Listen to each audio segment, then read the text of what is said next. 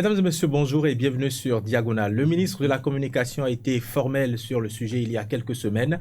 Il n'y aura aucune modification du code électoral avant 2021. Pourtant, les débats se font vifs sur la suppression du parrainage. Dimanche dernier seulement, nous avions reçu sur ce même plateau la coordonnatrice de la plateforme des OSC, Maryse Glélé-Aranzo, a soulevé diverses inquiétudes que ne partage pas d'ailleurs notre invité de ce matin. Martin Viutu Asogba est le président de l'ONG Alcré et en même temps membre influent de la société civile.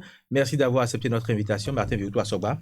Merci à vous aussi et merci à vos téléspectateurs. Alors, j'anime cette émission ce matin avec mon confrère Landry Hueton. Landry, bonjour. Bonjour Jean-Eudes Mitopère, président, bonjour. Bonjour. Nous allons rentrer dans le vif du sujet très rapidement. Allons-y. Vous allez nous donner votre position et la position peut-être de votre ONG Alcré sur le principe de parrainage puisque nous sommes à quelques encablures des élections de 2021. Bien sûr que, merci beaucoup, bien sûr que je suis le président de l'ONG Alcré et je suis le fondateur d'ailleurs. En tout cas. De l'ONG Alcré. Vous le réclamez à droit. Mais absolument. Voilà. Mais aujourd'hui, l'ONG Alcré est tombée dans le public. L'ONG Alcré est devenue pour tout le monde, et que ce soit vous, que ce soit M. Mitopé, ainsi de suite. Mais la position de Martin Viutu Asogba par rapport à la question de parrainage, moi, je suis partisan du parrainage. Il faut bien le clarifier. Je suis partisan du parrainage, je l'ai toujours dit, parce qu'un homme doit s'assurer et assurer sa position dans la vie. C'est cela. Parce que, vous savez, je suis un homme de rigueur et je suis un légaliste. Nous avons tous convenu que il est important de faire toilettage en allant vers la réforme du système partisan dans notre pays. Et que c'est inadmissible que dans ce pays, on dit que nous sommes des hommes intelligents. Un pays qui avait jadis bâti de quartiers latés de l'Afrique. Que nous soyons seulement 11 millions de citoyens et que nous ayons plus de 200 partis politiques. Des micro-partis, des partis de bouffe, des partis régionalistes, des partis ethnocentriques. On ne peut pas l'admettre. On ne peut pas l'admettre. Il faut remettre les choses dans les normes. Et c'est pour cela que moi, j'ai été adepte de la réforme du système partisan qui a conclu d'ailleurs à beaucoup d'autres fléaux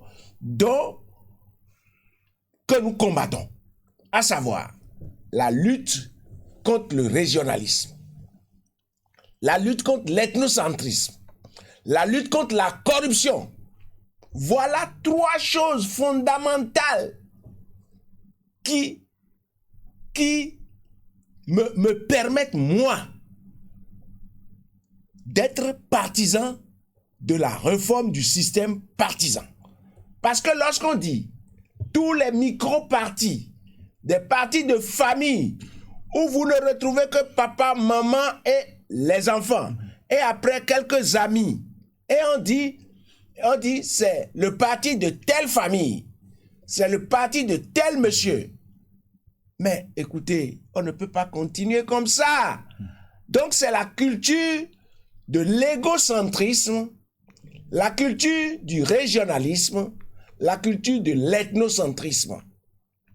Donc, et la culture de la corruption. C'est cela. Parce que vous voyez tout ce qui se passe, les passe-droits, les dépenses onéreuses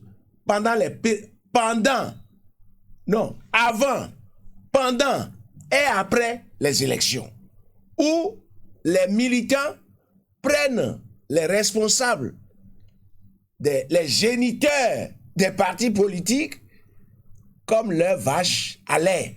Et le matin, quand le président du parti se lève, avant qu'il ne sorte de sa chambre, mais les militants sont assis, ma femme est malade, ma femme est enceinte. Les enfants doivent aller à l'école. Mon enfant doit aller à l'école. Oui. Moi-même, je n'ai rien mangé depuis hier. Oui. Ma moto, alors que je dois aller voir les militants. Martin Assogba, Il faut qu'on cesse avec Martin ça. Assogba, nous allons parler du parrainage, nous parlerons de la position des OSC. Oui. Vous-même, en tant qu'acteur de la société civile, de votre position, vous êtes en train de l'expliquer. On va revenir tout à l'heure sur les craintes qui ont été formulées au cours de la rencontre qu'il y a eu entre le président de la Sénat ou entre l'institution et les OSC. Mais avant de poursuivre... J'étais présent. Très bien. J'allais vous demander, est-ce que vous étiez à cette rencontre et comment avez-vous compris les explications de la Sénat?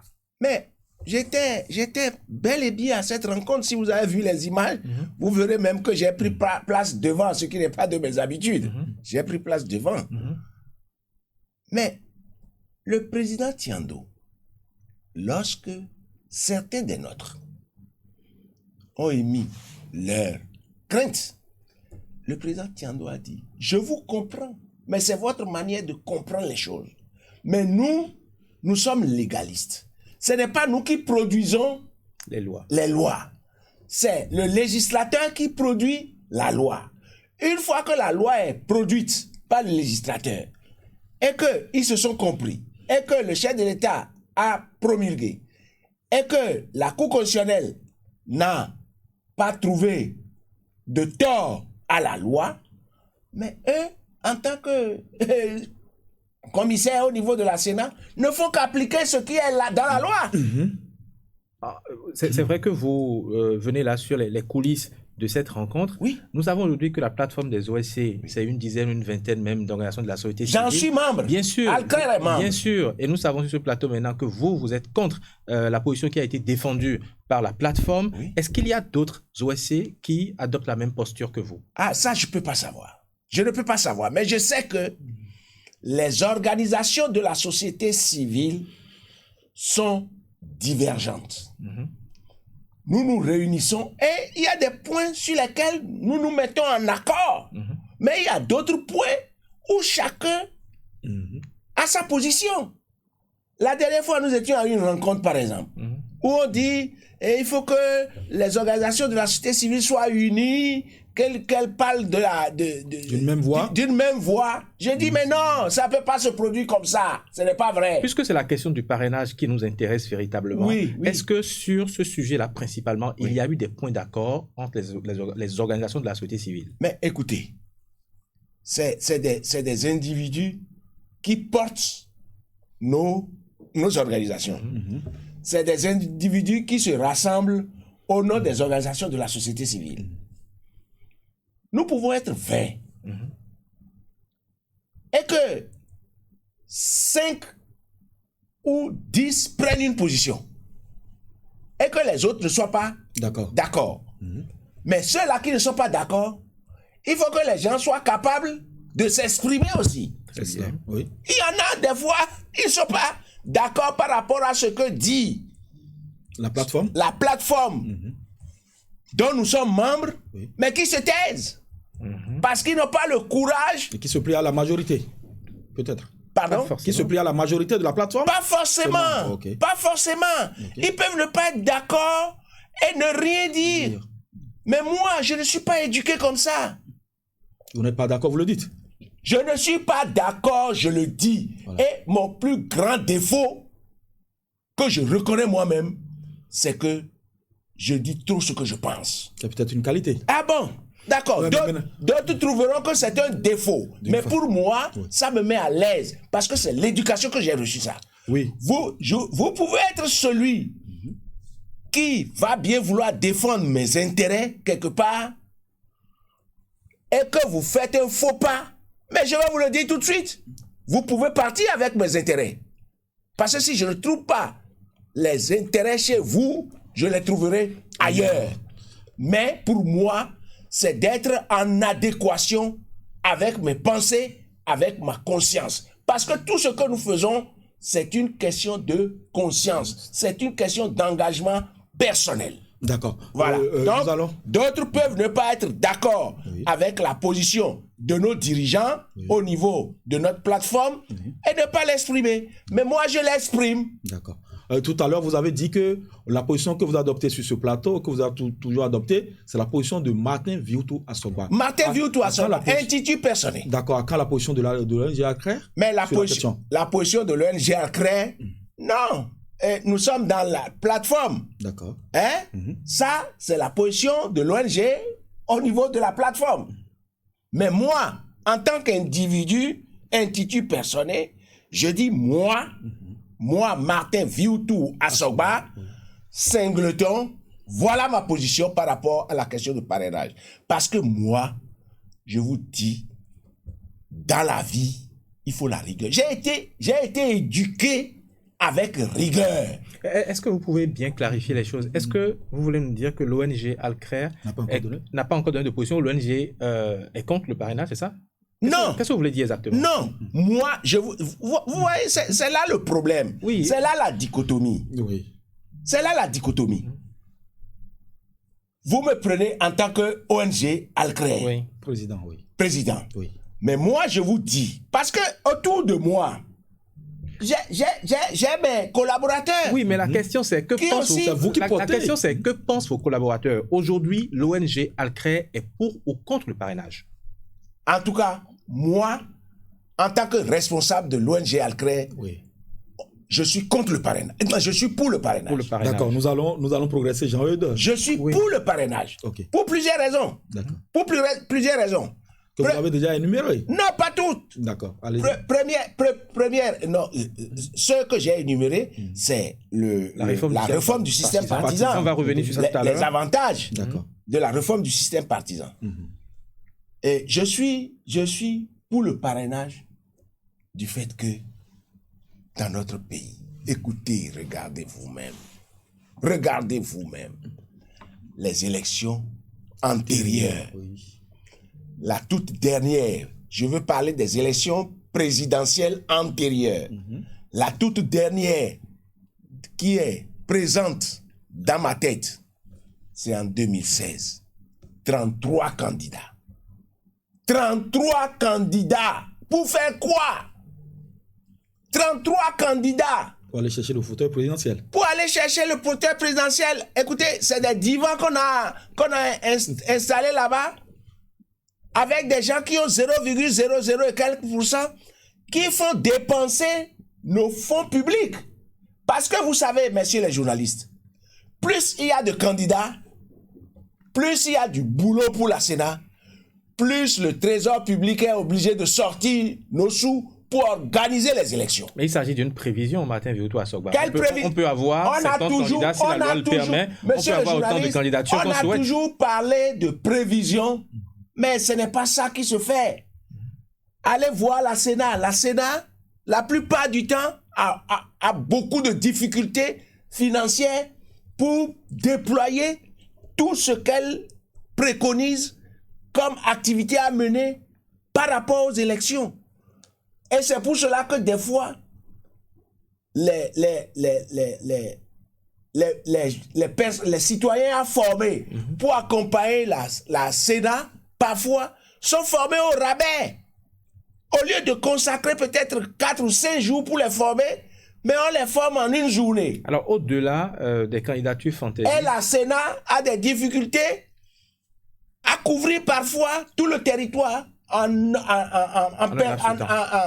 ressources humaines et capables, efficaces. Et il arrive même des fois qu'après les élections, mais il y en a qui ont travaillé mais qui ne sont pas payés.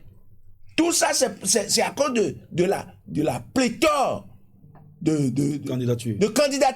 Okay. Dieu merci qu'aujourd'hui, nous avons lutté en tant qu'organisation de la société civile. Je ne réclame pas pour Alcré et la paternité de la promotion et du plaidoyer sur le bulletin unique. Mais écoutez, si c'était le bulletin multiple, vous voyez combien de bulletins on doit faire pour aller à une élection présidentielle. Dieu merci, aujourd'hui, c'est écarté. Mais 33 candidats pour une élection présidentielle, moi, je trouve que c'est trop. Et des gens, des personnes même qui n'ont même plus toutes leurs matières grises en place Martin Assogba, sont aussi candidats. Au-delà de cette raison, avez-vous d'autres motifs qui vous poussent à soutenir le parrainage? Oui. Le motif qui me pousse aussi à soutenir le parrainage, c'est le fait que nous ne sommes pas les premiers à parler de parrainage. Dans d'autres pays, ça se fait déjà. Depuis. La France fait souvent, toujours du parrainage. Et la Côte d'Ivoire, présentement, il y a un problème de parrainage. Le Cameroun, même chose. En Russie, même chose.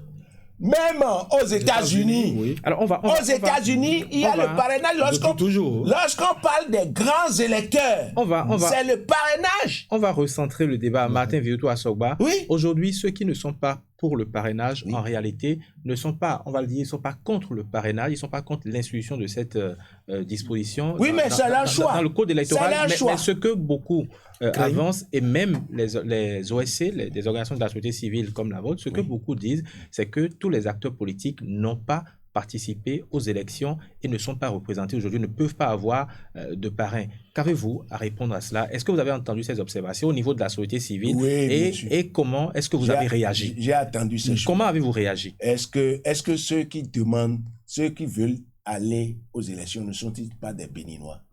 C'est des Béninois. C'est une histoire de négociation. C'est une histoire de négociation. Et aujourd'hui, le parti FCBE, qui n'a pas atteint le quota pour avoir autant de maires. Oui, 6 maires seulement. Il n'a que 6 maires, donc il est en manque 10. Mais ils ne peuvent pas dire qu'ils n'ont pas des amis dans les autres partis. Et c'est pour cela que moi, j'encourage aussi, vous serez peut-être étonnés, j'encourage aussi le parrainage dans l'anonymat. Si j'encourage le parrainage dans l'anonymat, lorsque je suis un parrain potentiel et que même un opposant vient vers moi et qu'il m'explique son projet de société, et que je trouve que c'est un projet de société porteur pour le mieux-être, pour changer les conditions de vie des populations, mais je vais le parrainer. Et quand je l'aurai parrainé, et que ça ne va pas être un tollé, et que les membres du parti dont je suis, et qui est de la mouvance, ne vont pas me trouver comme un traître. Mais il n'y a pas de problème. Je vais revenir sur parce qu'il faut éviter ça. Il faut éviter que les éventuels parrains des autres qui ne sont pas de la mouvance ou d'éventuels parrains qui vont essayer de compléter les éventuels parrains de FCBE, il ne faut pas qu'ils soient connus pour qu'on ne déclenche pas sur eux leur bile. Après, pour dire qu'il a été traître, alors que celui qui fait ça, il ne fait que nous faire éviter les problèmes. Il ne fait que participer à l'enracinement de la démocratie.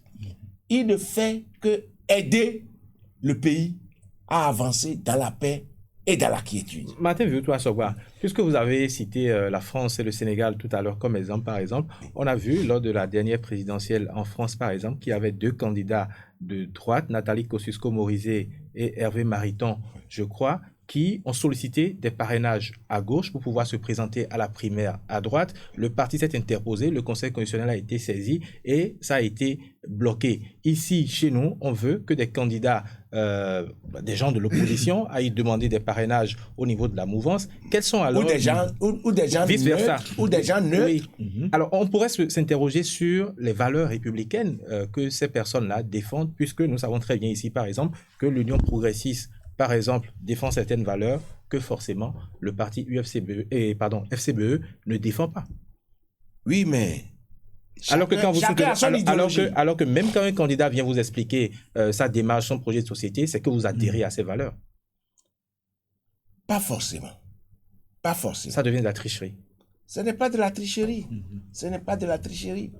Mais quelque part, il faut sauver la démocratie. Et il ne faut pas faire une élection unijambiste. Et que ce soit un seul candidat. Oui, moi je suis pour les négociations. Pour que nous puissions aller à une élection inclusive malgré le parrainage. Oui, ça va se faire, ça peut se faire. Nous sommes au début de tous nos processus. Même la démocratie, nous en sommes au début. Est-ce que vous vous souvenez, comme hier, moi je m'en souviens, paix à son âme, Jacques Chirac a bel et bien dit que la démocratie c'est un luxe pour les Africains. Et ça se voit tous les jours. Parce qu'il y en a qui disent ils sont démocrates au moment où les lois leur sont favorables. Et il y en a qui luttent contre ces mêmes lois dans ce même pays lorsqu'ils trouvent que les lois sont corsées. C'est le propre de l'être humain. C'est le propre de l'être humain. Mais moi, je demande seulement que chacun agisse selon sa conscience. Parce que la conscience, on a dit, science sans conscience n'est que ruine de l'âme. Vous voyez? Nous devons nous appesantir sur notre conscience pour que nous puissions faire les choses selon notre conscience. Or, la conscience se bâtit aussi dès notre tendre enfance, à travers l'éducation que nous avons reçue. C'est par rapport à l'éducation que chacun a reçue qu'il prend conscience des faits qu'il a posés. C'est par rapport à l'éducation que chacun a reçue qu'il prend conscience de ce qu'il fait au quotidien. Donc, moi, je dis, tout ce que nous faisons, c'est une question de conscience. Et c'est très important. C'est pour cela. Pourquoi nous parlons? Pourquoi nous parlons? Et moi, en particulier, pourquoi moi je dis souvent, nos enfants sont gavés d'instructions. On gave nos enfants d'instructions. Mais on ne les éduque pas. On les instruit, mais on ne les éduque pas. Or, l'éducation et l'instruction doivent aller de pair. Ou même l'éducation doit supplanter même l'instruction. Parce que il n'est pas rare de voir. Il nous reste 10 minutes. Il n'est pas rare de voir des personnes dites cadres. Il nous reste 10 minutes, ou des personnes dites des élites, mais qui sont déviants dans leur comportement. Il nous reste 10 minutes. Là, nous souhaitons toujours sur le parrainage. Oui, toujours sur le parrainage, rapidement. C'est pour vous demander, est-ce que cette façon d'appliquer le parrainage, le principe de parrainage, il n'y aura pas un problème de transparence dans ce qui va se faire, vous ne trouvez pas? Non, pas du tout. L'essentiel pour nous, c'est qu'il faudrait que les parrains éventuels parrainent, puisque c'est un parrain par candidat. Un parrain par le binôme. Puisqu'ils iront aux élections prochainement en binôme. Voilà. Donc, quand tu parraines, quand tu fais un parrainage, tu le fais pour le compte du binôme. Vous voyez? Et c'est ta seule voix, c'est pour un binôme. Rapidement, ça ne doit pas aller sur un autre binôme. Concernant la transparence dont Landry parlait tout à l'heure, vos collègues de la société civile, de la plateforme, estiment que la Sénat doit rendre public au fur et à mesure le parrainage et non publier la liste des parrains à la fin du processus. Est-ce que c'est pertinent selon vous? C'est-à-dire qu'au fur et à mesure que les parrains choisissent leur duo, il faudra publier la liste, alors que la Sénat a annoncé qu'elle allait publier la liste à la fin. Mais c'est à la fin qu'il faut publier la liste. C'est au finish qu'il faut publier la liste. Pour moi... Vos collègues estiment qu'il faut le faire au fur et à mesure. Mais ça, c'est la question de transparence. Ça, c'est leur point de vue. Je ne leur dénie pas ça. Monsieur Mitokbe. Oui, monsieur Mon point de vue, c'est que c'est à la fin. Lorsqu'on va à un concours, est-ce qu'on va donner les résultats au fur et à mesure qu'on est en train de corriger les épreuves? D'accord. On ne déclarera Martin qu'à Virto la Assogba. fin des épreuves. Martin Virto Assogba, il nous reste moins de 10 minutes, je l'ai dit tantôt. Nous allons avancer maintenant, parler de la présidentielle véritablement parce qu'il y a deux candidats qui sont déjà déclarés. Landry va revenir sur ça. Ah bon, il y a deux. On a annoncé quand même qu'il y avait annoncé. déjà deux candidatures. On va revenir sur ça tout à l'heure. Mais très rapidement, ces derniers temps, on parle beaucoup de menaces sur la paix, toujours par rapport à cette disposition au parrainage. Est-ce que, quelque part, ces alertes ne sont pas fondées parce que, aujourd'hui, malheureusement, on se rend compte qu'il y a des prétendants au fauteuil présidentiel, mais qui, malheureusement, dont les partis n'existaient pas. Peut-être, mettons, pendant la période des législatives et également pendant la période des communales, il y aura peut-être également des candidats qui voudront se porter à la présidentielle et qui n'auront pas de parrain. Puisqu'on a parlé de négociations, est-ce que la loi ne nous piège pas quelque part? La loi qui est là, c'est à elle qu'on se réfère. La loi qui est là, c'est à elle qu'on se réfère. Il n'y a pas une autre loi encore. Et vous savez que la loi ne peut pas être positive pour tout le monde à la fois. La loi est due, mais elle reste la loi. Mais elle est due, mais elle reste la loi. Une fois que le législateur a pris la loi et que la loi est passée par la Cour constitutionnelle pour voir sa constitutionnalité, Principe de constitutionnalité, oui. et que ça a été promulgué Par le chef de l'État. par le chef de l'État, on la met en application. Elle rentre en vigueur, on la met en application. D'accord. On la met en application. D'accord, Oui. on vous aurait compris. Ce que je demande, c'est qu'il faudrait que les éventuels parrains, à partir du moment où personne n'ira afficher leur nom quelque part, pour que cela devienne pour eux après des difficultés, même de leur propre famille. Parce que moi, je peux vouloir vous parrainer et je vous parraine, bien que nous ne soyons pas de la même obédience, et que mon frère ou mon épouse ne soit pas d'accord avec moi. Des alliances contre nature, alors. On dira que c'est une alliance contre nature, mais c'est des alliances circonstancielles. D'accord.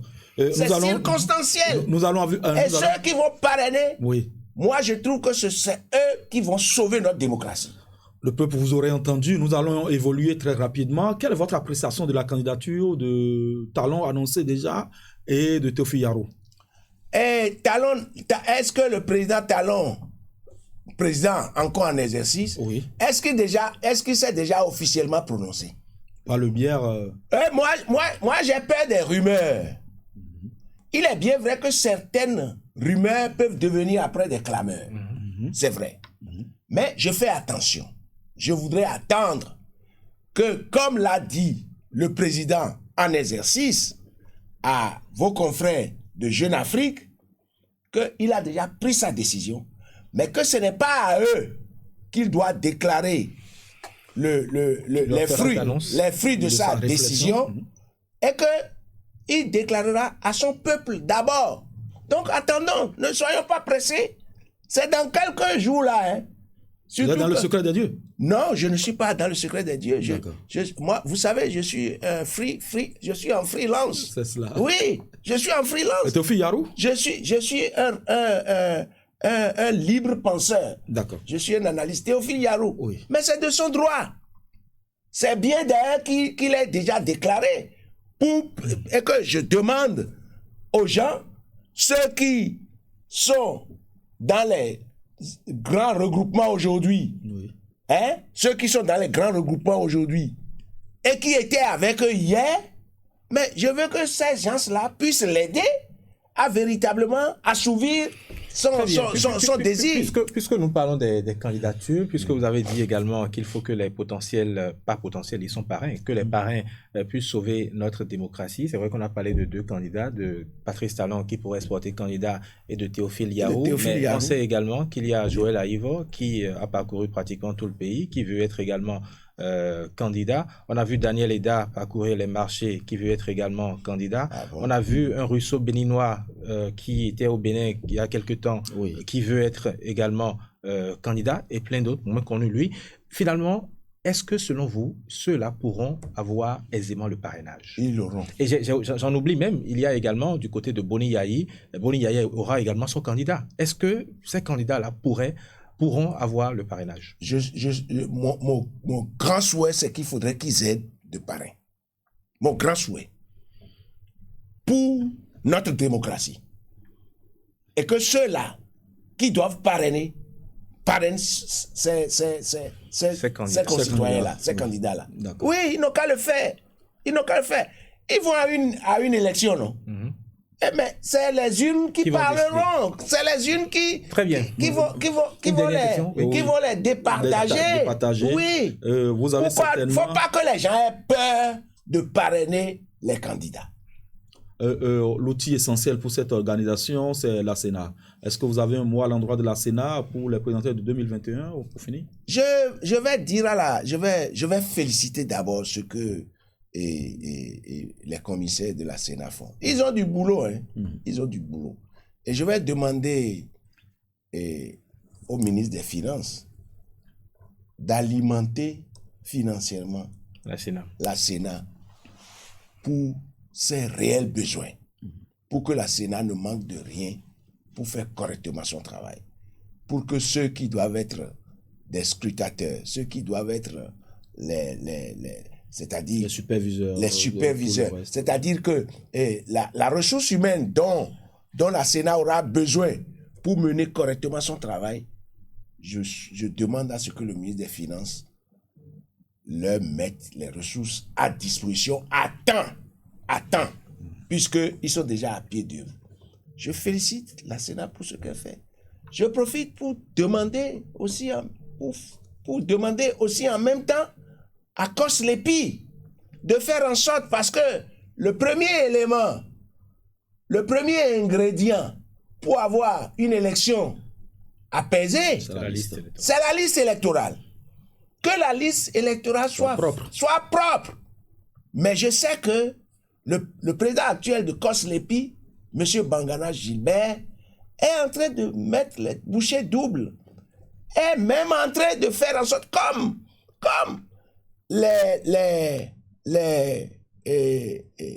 l'opposition n'est pas représentée au niveau d'abord de l'Assemblée nationale, pour pouvoir avoir un représentant aussi au niveau de COSLEPI. Mais le président Gilbert Bangana est en train de faire en sorte qu'il y ait des gens autour de lui pour voir comment le travail se fait. Donc, il travaille même avec les partis politiques, il travaille avec les organisations de la société civile, tout ça là, pour qu'ils puissent tous converger vers pour qu'une liste propre, admise par tout le monde. Je ne dis pas, on dit tout le monde, c'est un abus de langage encore. Oui, pas la majorité. Mais pas la majorité. Et qu'on associe autant de groupes, de personnes organisées pour aussi voir dans ce que COSLEPI est en train de faire. Et je profite de votre média pour demander aussi à nous les citoyens d'aller voir les listes qui sont affichées. Il y en a qui sont détruites par endroits à cause de la pluie. Oui. Maintenant, les listes sont avec les chefs villages. Donc, les gens n'ont qu'à aller vers les chefs villages pour aller contrôler si leurs noms se trouvent sur la liste, si leurs noms sont bien écrits, ainsi de suite. Et ceux qui ne vont pas se retrouver sur la liste fassent les réclamations. Parce que c'est d'ici mardi au plus tard qu'on va fermer cette page de recensement. Et je vais profiter pour demander aussi, pour dire aux populations, parce que j'étais en train d'entendre certaines informations que des gens sont en train déjà de diffuser dans les populations pour dire que les cartes d'électeurs qui vont à expiration en janvier, que les gens disent que ces cartes-là ne seront plus utilisées. C'est faux. Ces cartes-là seront utilisées pour cette élection présidentielle-là. Elles seront utilisées, donc les gens n'ont qu'à conserver leurs cartes. Et ceux qui ont perdu leurs cartes n'ont qu'à le signaler aussi au niveau des délégués qui, à leur tour, doivent signaler les CCA, doivent signaler au CCA, qui, à leur tour, doivent rendre compte Au COSLEPI. au COSLEPI pour qu'on puisse prendre les dispositions pour qu'ils soient en possession de leur carte d'électeur. Très bien. Merci beaucoup. Et comme on nous dit Nous que sommes, bientôt on pourra, la dernière fois on est allé, soit avec votre carte d'identité ou avec votre On va passeport, voter avec cette pièce. on peut voter avec ces pièces-là. Très bien, nous sommes maintenant à la fin de cette émission. Déjà? Oui. Un Oui, dernier mot. merci beaucoup, Martin Vioutou Assogba. C'était un plaisir Merci. de vous avoir reçu sur notre Le plateau. plaisir est partagé. Chers téléspectateurs, merci de nous avoir suivis. On va se retrouver très prochainement, certainement encore avec Monsieur Martin Vioutou Assogba. Ce sera probablement pendant la période électorale. Il nous fera le plaisir d'être sur ce plateau pour commenter les Avec plaisir, résultats avec nous. je vous dirai toujours ce que je pense par rapport aux questions Très que vous bien. allez me poser. Merci de nous avoir suivis et à la prochaine.